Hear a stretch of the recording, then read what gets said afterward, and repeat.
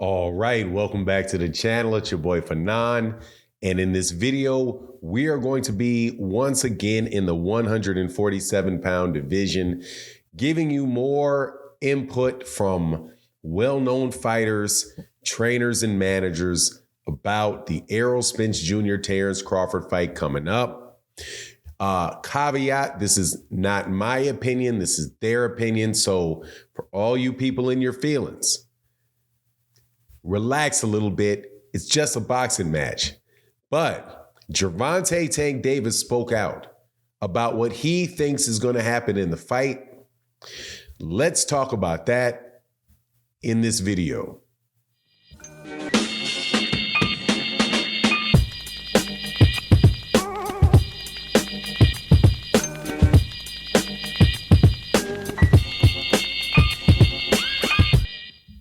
All right, welcome back to the channel. It's your boy Fanon. We out here talking about this gigantic fight once again. Errol Spence Jr., the 3-belt holding welterweight champion, the WBA, WBC, and IBF champion, will be fighting Terence Bud Crawford, the WBO welterweight champion, on July 29th in Las Vegas in what should be the biggest and the best fight we've seen in a while. The biggest fight probably since Floyd Mayweather Jr. and Manny Pacquiao fought for welterweight titles. But before we get into that, I just want to tell you real fast about today's sponsor, the Boxing Showtime app. It's a very useful app that keeps you updated on all things boxing, and you can keep up with the latest fights, where to watch them, the latest news, and a lot more. For any hardcore boxing fan like myself, and most likely all of y'all, I would definitely recommend downloading it. And it also is most definitely a big support to the channel. It's available for both Apple and Android, and you can find the link in the description below. Thanks for considering downloading Boxing Showtime's app. But let's get back into the subject matter of the video. Shouldn't be too surprising because the welterweight division is one of the glamour divisions in boxing, along with heavyweight, middleweight, and lightweight. Typically, the biggest fights happen in those weight classes. Every once in a while, you'll get something up at, 168 or, that's about 168. Maybe every once in a while you get a big one at 175. But most part, those are the big glamour divisions in boxing historically. And this one is one where there's a lot of different opinions for different reasons and good, solid reasons. Gervonta Davis, though, who was in the last million pay-per-view buy fight, which took place, I do believe that was April 20th, against Ryan Garcia in the same T-Mobile Arena that this fight will take place, was on the Rise podcast a little ways back and gave his opinion about what was going to happen in a debate that he had with Coach Kenny, his coach, Kenny Ellis, who believed that, or actually, I don't think it was Coach Kenny Ellis. I do believe it was Coach Kenny Ellis and Coach Squeeze. Shout out to you, right back at you. Make sure you guys go support the Rise podcast. That's the Rise podcast, THERIZE podcast out of Upton Gym. And Gervonta Davis, summarized the fight like this. Imagine you're in a ring and I've got a metal shield and you've got a glass shield. And I'm throwing bombs at your glass shield and you are throwing bombs at my metal shield. Who do you think is going to win? And Coach Squeeze answered, the guy with the metal shield. And he said, that is why I'm picking Errol Spence Jr. to win. Coach Squeeze says, yeah, if he hits him. And he said, no, when he hits him, he's definitely going to be getting hit by Errol Spence Jr. Now, so what does that say when you break it down? Essentially, he's saying, looking at some of the fights with Terence Crawford, where Terence Crawford has been hurt by smaller guys. The most obvious time that Terence Crawford has been really buckled and hurt in a fight was at lightweight against Yuriorkis Gamboa. Yuriorkis Gamboa is, I do believe, a guy that came up from 126 pounds and won titles at 126 and 130. At the least, he was at 130, but I believe that he was also at 126. Cuban fighter, I do believe is an Olympic gold medalist. You guys can check me in the comment section if that's wrong.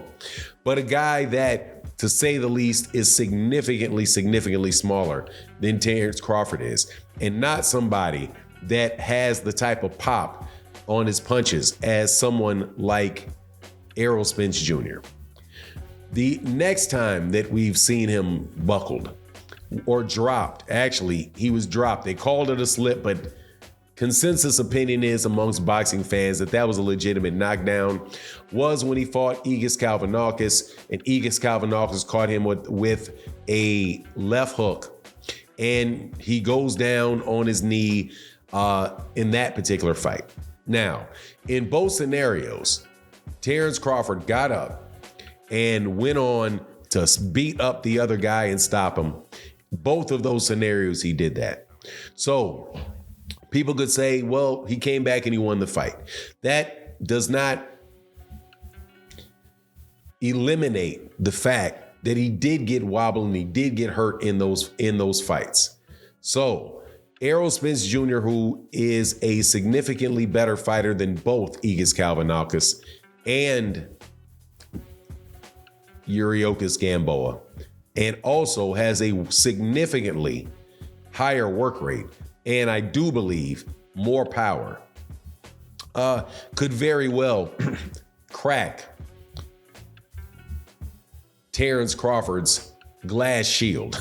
That's the argument of Yuriorkis Gamboa. That is the argument of Gervonta Davis. Now, to play devil's advocate, and I said this in another video, but I don't think people really understood what I was saying. The shield, the glass shield and the metal shield, which one is going to stand up is going to depend upon the strength of the shot that hits it. If you hit that metal shield with a jackhammer, right, eventually that metal shield is going to break. If you hit that glass shield with a feather duster, it's not going to break, right? So it also depends on what you have coming at you. I don't necessarily see Terence Crawford as somebody that is a one-punch knockout guy. I think he is somebody that can hurt you with one shot, buzz you with one shot, but then he'll jump on you and be able to finish you. So I don't think this is a scenario where Errol's going to get hit one time and he's going to get knocked out. Also, I think that one of the biggest variables in this fight is what Coach Squeeze had said, which was, when he's on his bike and he's moving, he's got to hit him. So Terence Crawford's legs are going to come into play in this particular fight. And who has the fresher legs? And truly, who has the faster legs? I've always propositioned that Errol Spence Jr.'s legs are significantly faster than people think they are. It's just that he uses it to cut off the ring. If you see when Kell Brook tries to get distance from him, how fast he shuffles forward, or how fast he shuffles to the left or shuffles to the right. He shuffles at about the same pace that you are. But Terence Crawford is a better athlete and it has faster feet. I do believe that anybody that Errol's fought with, as far as the fast feet, with the exception maybe, and this is a very, very, very, very suspect maybe, Chris Algieri. Because Chris Algieri can definitely move in the ring, without a doubt. He can move in the ring. Can't take a punch very well, but can move in the ring. But at the end of the day, that's what Gervonta Davis had to say. We'll see how that chin of Terence Crawford's holds up for sure, because that fight is going to be a fight.